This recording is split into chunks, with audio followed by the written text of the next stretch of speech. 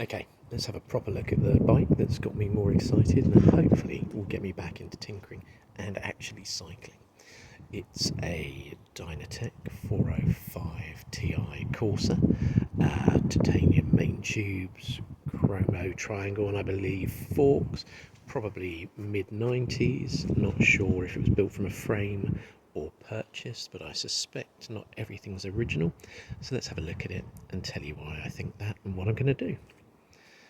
First off, look at those lovely bars and bar tape up at a jaunty angle, which probably, as the rider I bought it off got older, needed them a bit more upright.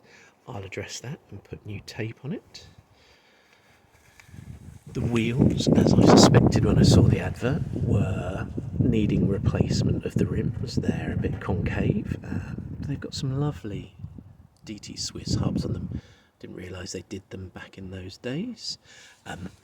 Funny enough, I was a bit surprised that it had a 9-speed cassette on the back, but I think that is a later replacement.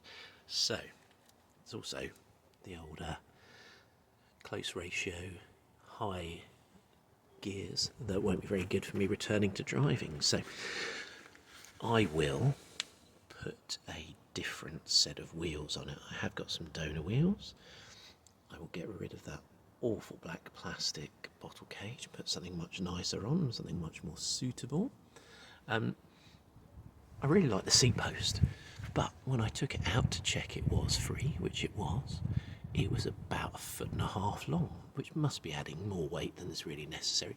So I might think about replacing that at the same time as I replace that rather knackered saddle. Now, why do I think the 9 gears weren't original?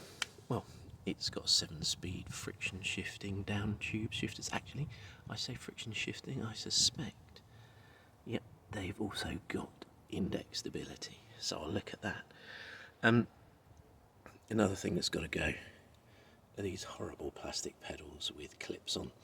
I might actually make my first foray into Shimano SPDs, see if I'm brave enough.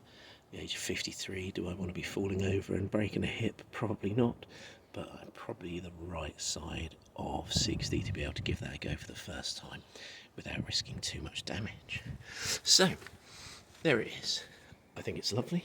I've been after one for ages in the right size at the right price. And initially having thought that the paint had faded in the sun in someone's garage or conservatory, turns out it's a lovely fade from metallic pink to, what are we going to call it, metallic magenta. So, there she is. Let's go and see what wheels I might be able to use. So, here are the wheels I'm hoping to use on it. They are 7-speed Shimano, which should hopefully work with the indexing on the down tube shifters. They are also less aero, as in not quite so deep rims, which I reckon will look better on the bike. I also note that there is a much better spread of gears for an unfit fat old Burke like me who hasn't really been doing much cycling for the last 2 years, so I'll give those a clean up.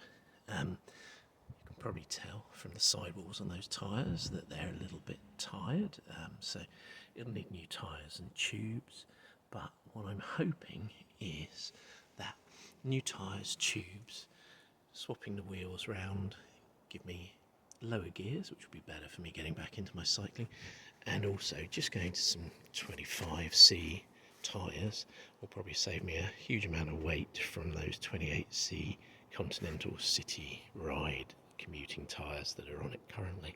So let's hope I can make use of a sunny Friday off work and get on with it. 4 things I forgot to mention. 1, it came with this lovely Raleigh frame pump, just to make it look like it's a 1940s bike. 2nd,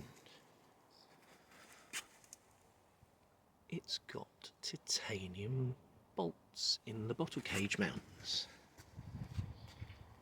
Next, all my modern technology loving riding friends will think I'm madder than a box of frogs.